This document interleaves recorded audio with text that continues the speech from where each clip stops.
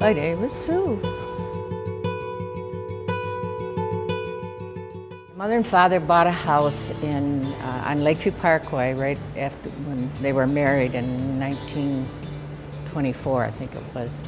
And we lived there until they moved to Alcott after they retired, but we lived on Lakeview Parkway. And then when my mother and father moved to Alcott, my brother Jim lived there, so he was basically there almost all of his life.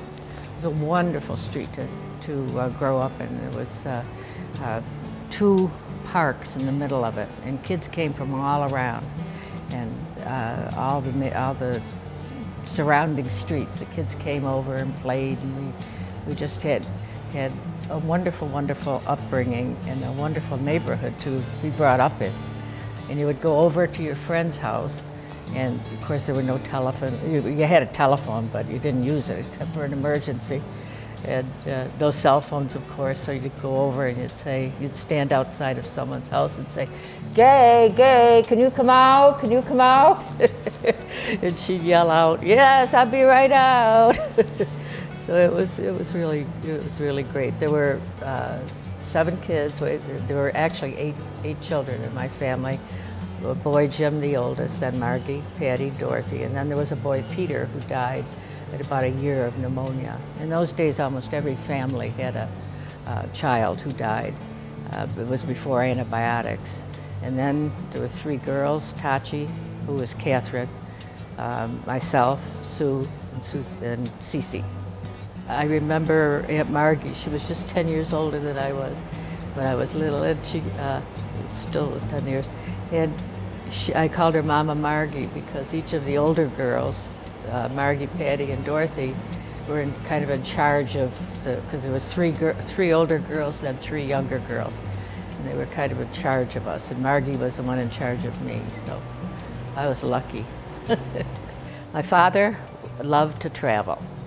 He made a good living at the dairy, but he spent almost everything he had on fishing, traveling. We would go, we'd go to school, especially St. John's, where my sister and I were in grammar school. I think Tachi was in high school at the time, and so we'd be called down to the office, and they'd say, "Your father's here," and he'd say, "Come on, kids, we're going to go to New York. Come on, we're going to go fishing. Come on." He'd just take us out of school, and then they used to go to Florida every winter. And my mother missed us. I don't know whether my father missed us or not, but my mother missed us. So when I was like in maybe 1st and 2nd or 2nd and 3rd grade, Tachi, Cece, and myself took the month off of January. We went down there at Christmas and stayed till the end of January. We were pretty lucky kids. And then I went again when I was a junior. We were supposed to go to Coral Gables High School, which was way beyond us. We were going to a Catholic girls' school, small Catholic girls' school. And Cece and my grandfather had died in the meantime, so my father wasn't there. He was in New York. And my mother, she'd let us do anything. And we got the bus to school, and I saw that word, I saw the F word, and they would say it, and the kids were so way beyond us. So we went home. We said, we're not gonna go back, Mom. She said, "Well, okay." And my father got us a tutor, and he was a riot. He was like a bird. He was a member of the Audubon Society, and he would take us to Audubon movies and everything. And it was so it was, we had the opportunity to travel a lot, which was wonderful, wonderful. The dairy was started in the late 1890s, I would say.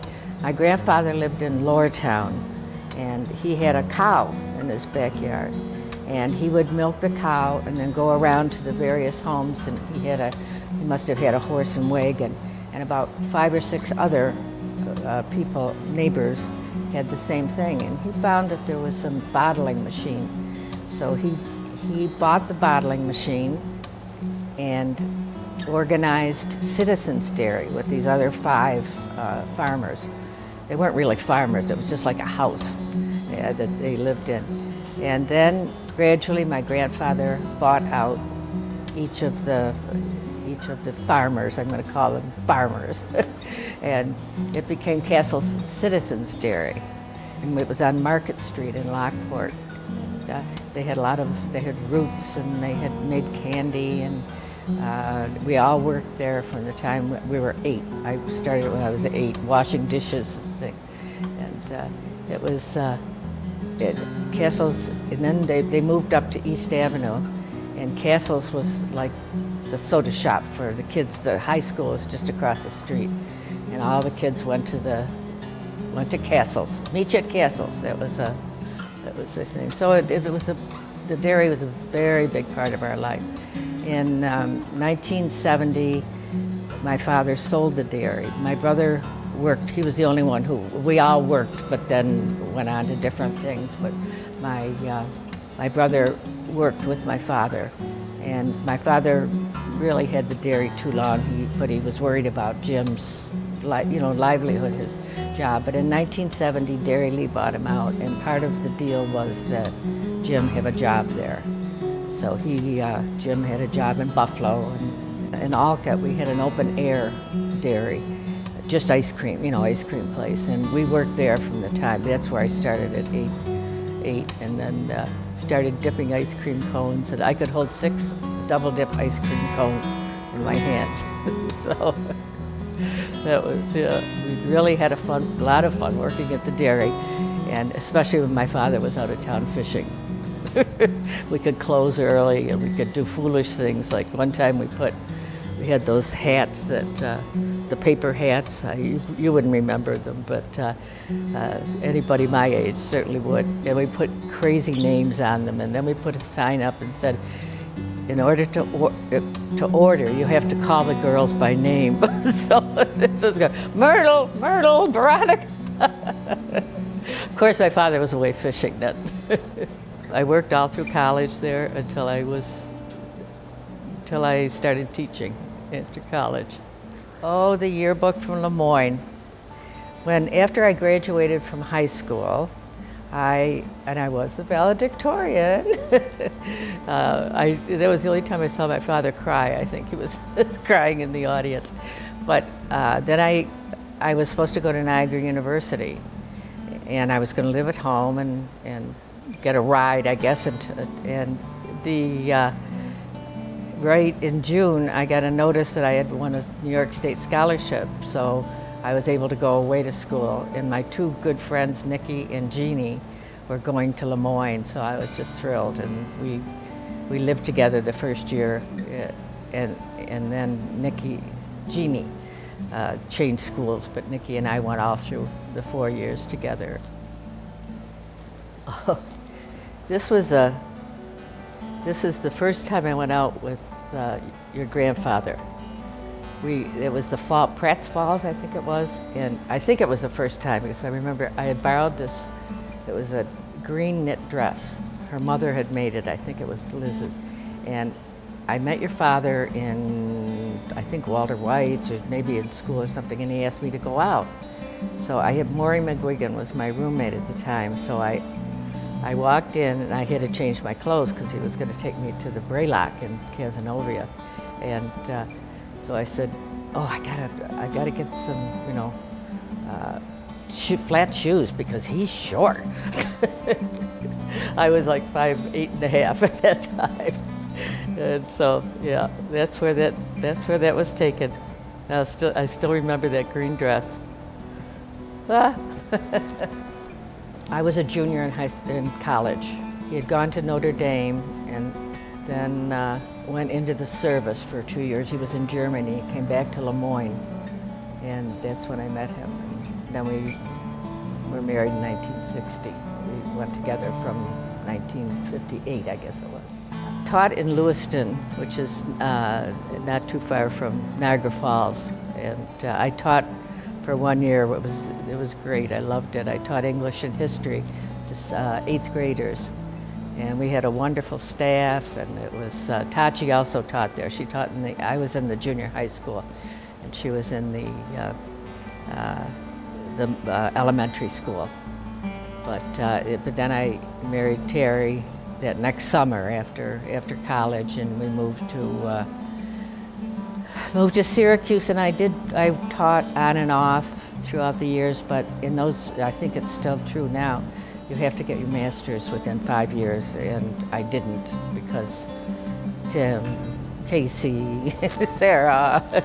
So when Tim and Casey were little, Casey was a very mild child. Tim was a devil. He and John Levy drove a car into a garage. Nobody could understand. And it was a single car garage. There was probably 2 or 3 inches on either side. They drove the car into it. Another time they came up, they said that they had taken their miracle pills or something. Well, they got into, I think Happy had just had a baby, and they got into her vitamins, and the whole bottle, they chewed. Casey was really very easy to get along with, cuddly, but he and Tim always got along. They were, there was 3 years between them, and they always got along. Casey always got in trouble, and he would get caught. Tim, I still to this day do not know half, I don't know a quarter of what he did, because he got around it. Oh, yes, Mom, yeah, okay, I'll be there, yep, Mom, okay. It apparently, he did some crazy things that I don't know about. And I don't know, maybe I would someday. I'd like to know about him. Tim went to Lourdes camp. Your father went to Lourdes camp. I packed a suitcase for him. Everything was all neat. I think he had his grandfather's suitcase. And he came home, we went to pick him up. He had not taken one piece of clothes out of his suitcase. They were all sand, of course, and all dirty, or just dirty from the sand. But he wore the bathing suit for the whole week. Little Casey.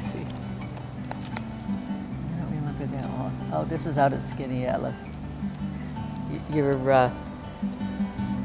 Your grandfather would always hold a child up like this on his hands, and I would go, "Oh no, Terry, don't do that." And this is Sarah, I think. When Casey was 15 months old, and I think we had been up to the cottage, and anyway, somebody had chickenpox up there, and or mumps it was, and your father got the mumps. Your grandfather got the mumps, and so we didn't have a great chance of having children before. We were very lucky to have the 2 boys, and I wanted a big family, and so did he. And so the mumps, pretty much the doctor said you probably won't have any more children. So we put in for adoption, and we're very fortunate to get Sarah. She was the second from the last baby out of St. Mary's Hospital, and just about that time the pill was coming along, and girls were keeping their babies, and so we were very, very fortunate to have gotten Sarah. And she was 2 months old when we got her. It was very exciting, very, very exciting, and the boys loved her. Sarah was also a devil. I took Sarah to the doctor when she was darling. She had all this pink coat on, pink hat, pink dress, because I thought she was hyper. She was hyper. And the doctor just said, let her go. She was all over his office, all around. She said, she's hyper. So he started her on medicine, but I didn't like the way she acted on it. And so we just all learned to adjust to Sarah's hyperactivity. But she had a friend, Celeste. This is when it was about the 3rd house we lived in Fayetteville after we came back from California. And I don't know why. I must have just put gas in the car, and things were tight too, so I must have been quite aware of how much gas was in the car. And I don't know whether I got a ride to work, why I didn't have my car. I have no idea.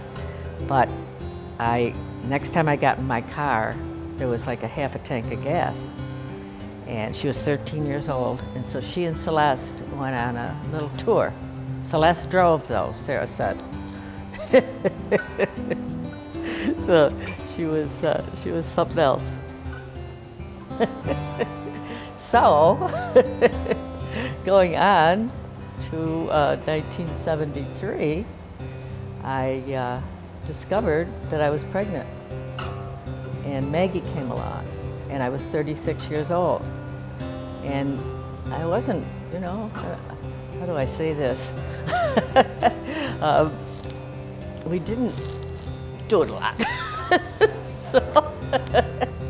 So it was really a surprise. It was like the Immaculate Conception.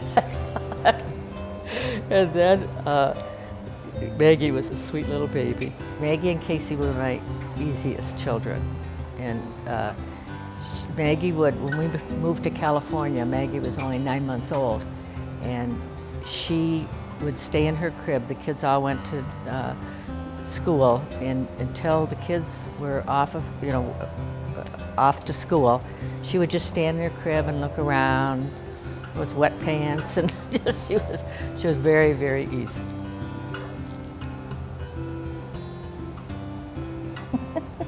Oh. We were, here's a picture of your grandfather and Henry Centaur and his wife Patrice and myself. We were moving to California, and Henry had a party for us. Henry and Patrice had a party for us. And this was the picture from that party. Oh my gosh, we look so young. Henry was in our wedding. He wasn't the best man, but he was in our wedding, and he had a little Carmen Ghia car with a great big key on it, and then he had these big sunglasses. He was a riot. He's still, I still see him every once in a while when I go to Syracuse. Great person. Maggie was a baby, and it was February. Maggie was born in, Maggie's birth? Maggie was born in September. And the doorbell rang, and I went to the door, and I thought I won a contest. I had Maggie in my arms. I still had my robe on. I could still see the robe, blue with white around here. And it was a registered letter. So I thought, oh, I surely won a contest. So I signed for it, opened the letter, and realized that your grandfather had not paid taxes in 8 years. I had no idea. He would make them, he would do them, we had somebody do them, and I would sign it, and he would mail it. So, and then your grandfather had to go to court eventually. And he went to court in Rochester, and it was in the paper. And our doctor's wife, Kathy Elliott, was the only one. She called me right away when the paper was delivered, and she read it, and she called me and she said, Sue, I am so sorry. We ran away is what we did. We ran to California. He had a job. His best man, Wayne, got him a job out there. And it's kind of a hard time of my life, I think, and it was for your father. It was a hard time. Casey took to it right away, and Sarah was okay, but your father always wanted to come back. And I remember one time when we rented a house in La Mesa, and I was walking down the hall. Your father couldn't remember that, and probably wouldn't remember, I don't know. I was walking down the hall, and he was coming the other way, and we just put our arms around each other and cried. We wanted to be back. So, but we got through it, and then came back, and rocky years, but wonderful children. And I knew I didn't want to go through my life not having to go to a funeral or a wedding. That's how I felt. I felt very, my sister Margie was out there, and she would come down a couple weekends out of the month, and she was a savior, to us. But things didn't work out for your grandfather work-wise or anything. So we got back, and I think I looked at my friends differently when we came back because they were looking at me differently, I think. My life changed a lot, even though I wanted to come home so badly, it did change a lot. We kept moving. We moved, I don't know, 3 or 4 times. But I made some new friends.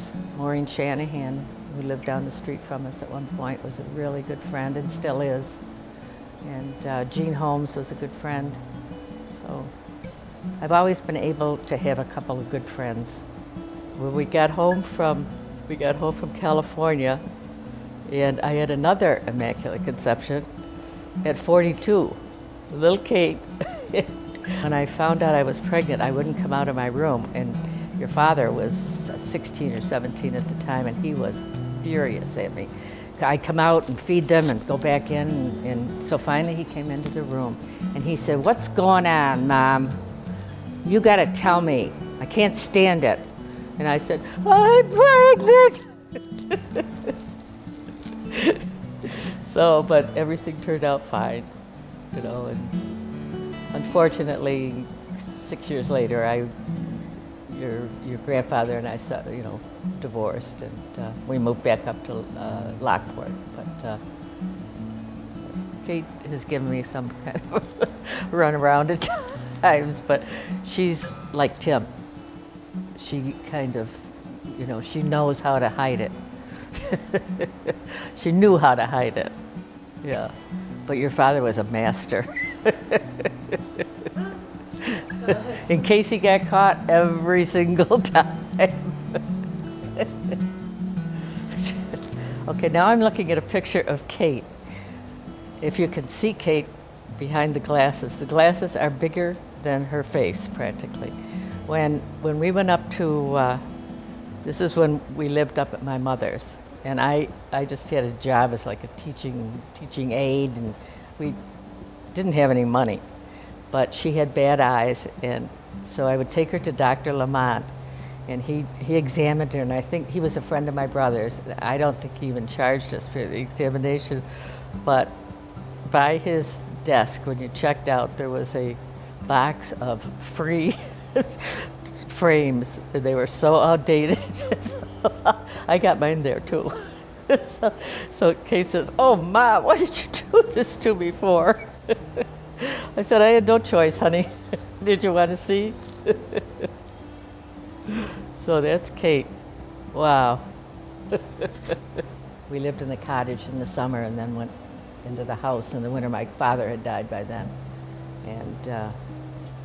And then I got a job, and then I went back to school, and it was very, very difficult for everybody. It was a very, very trying times for all the kids. My heart broke for them, but it was something I had to do in order to keep my own sanity. So, but things turned out, and the kids turned out terrific. I couldn't ask for nicer children.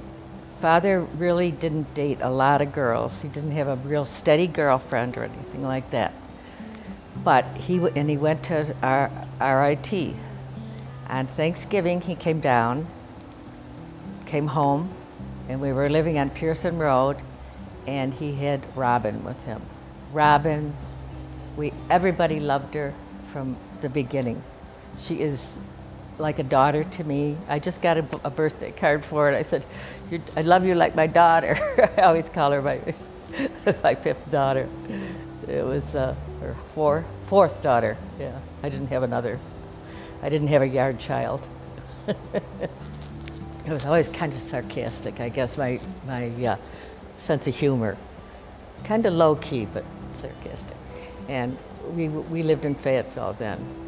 And we were invited to a junior league party, and junior league has changed now. It's not as, but it was very snobby then, very snobby. And I can remember it was at Betsy Olson's house, and I still remember I had this beautiful black dress on, and smoking and drinking and just having, but I got bored. These women were, so I went over and talked to the men. And this one girl came up, and I said, I think I know your sister. And she said, "Well, how do you know my sister?" I said, well, I played a cello with her in a whorehouse in Chicago. So that everybody's gathered around me laughing.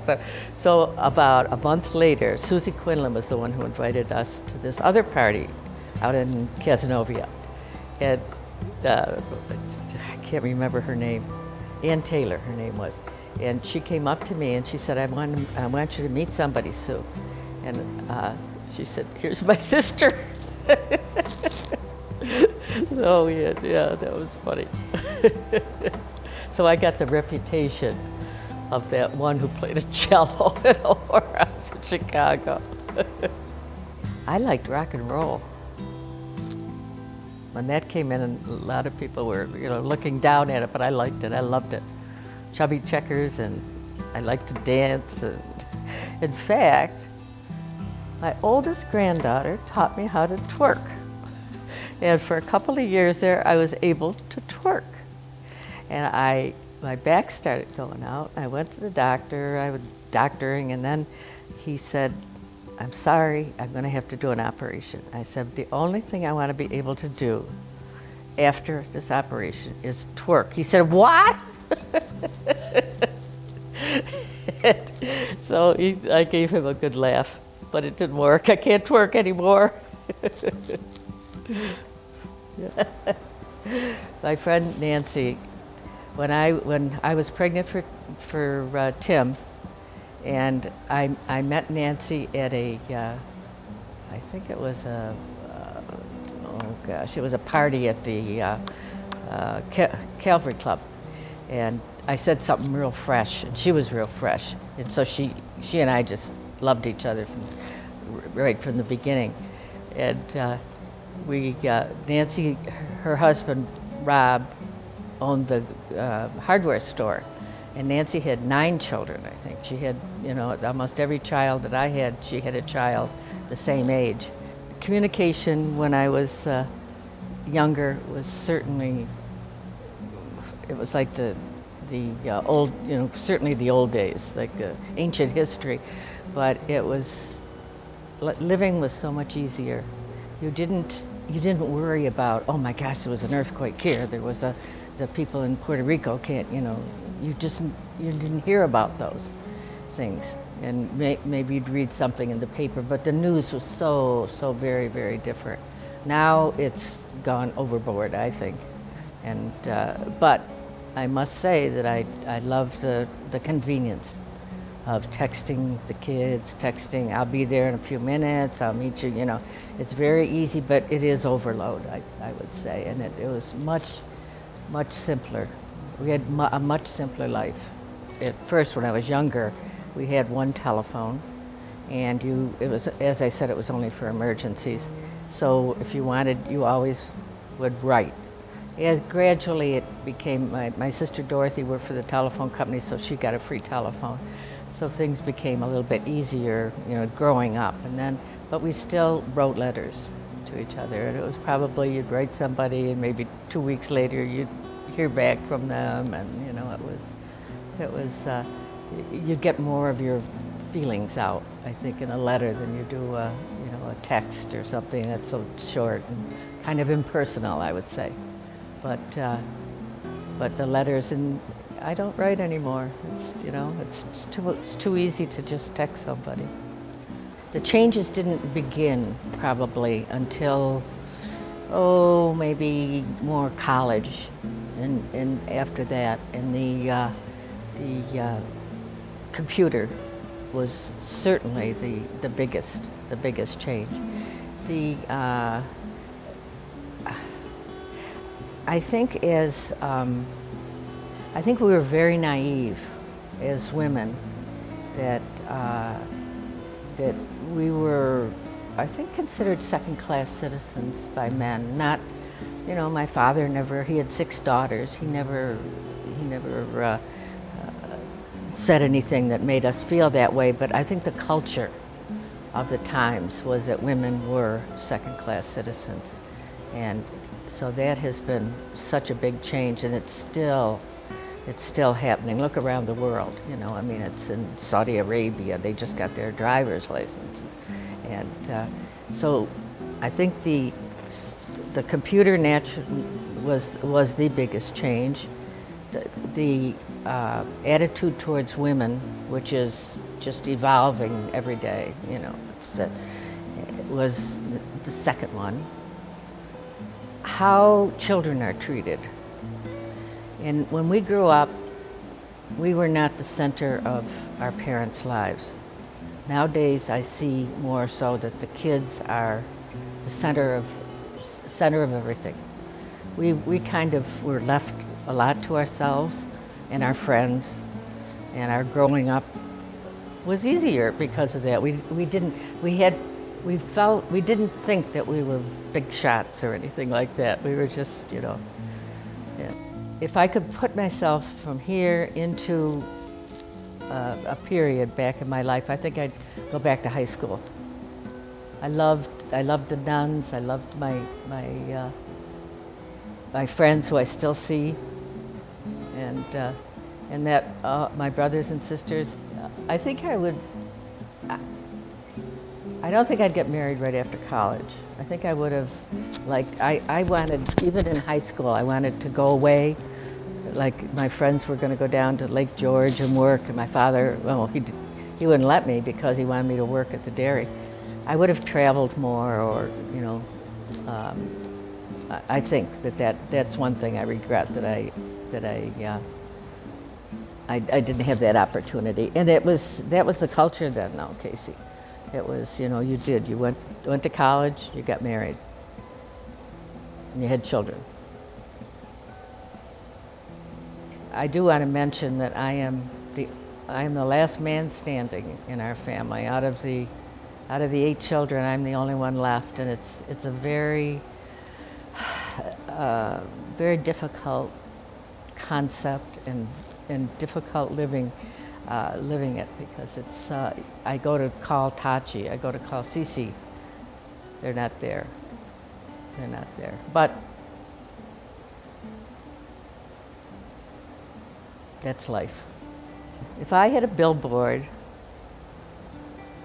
what saying would I put on it? It's very trite, what I would say. But I think I would just say to love one another and be kind to one another. Be honest with each other, but you know, when you meet somebody, you just kind of know that I really like this person. I like how they're thinking. I like that, and in my judgment, has been pretty good that way. And I'm very, very happy. I've met in the last couple of years, I've met 2 very, very good friends. One could be my daughter. If I had a child at 15, and the other one just moved from Oregon. And every time we talk on the phone, we end up with, "I love you." You know, they're wonderful girls. And then I'll get a call from my friend Gay. "Gay, can you come out and play?" And so it's, to be a friend, to have a friend, you have to be a good friend. And I hope I have been to them. You know, I'm there for them. And they're there for me. That's about all. I'm most grateful in my life for my children. They have been so wonderful. And so there's been a few rocky times, but very few. I love how they love each other and are so kind to each other and thoughtful. And they get into their spats. Who wouldn't? You know, one of my sisters I really didn't like very well. But as we got older, it was better. But that's what I'm most proud of, is to look around. And this weekend is just wonderful, because I look around and I see, and all 5 were together, and it's just amazing, just amazing. I have 10 wonderful, wonderful grandchildren. About 4 years ago, the kids gave me this for Christmas, and it's their initial, and then on the back of it is their birth date. And I do have to check it once in a while, because when I'm getting cards. But I think that you're all doing a very, very wonderful job my children are doing a wonderful job of bringing up their children.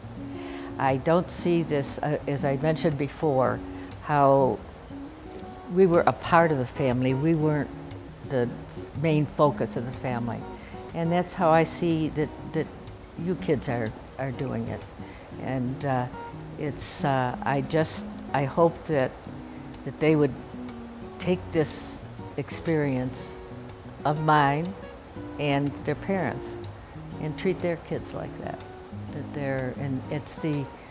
I love that they're all together, that they can, that they get along so well, with a few fights here and there or something. But my advice to them is look at your parents. How your parents did it, you do it. Okay? Life is good when got a lot to be thankful for, so much to be thankful for. You can't look on the negative side. You can't look on who's died, who's this sick, who's this or that. It's looking around this holiday and seeing healthy, beautiful grandchildren, wonderful children with their wonderful spouses. Yeah, that makes me happy. It's all worth it.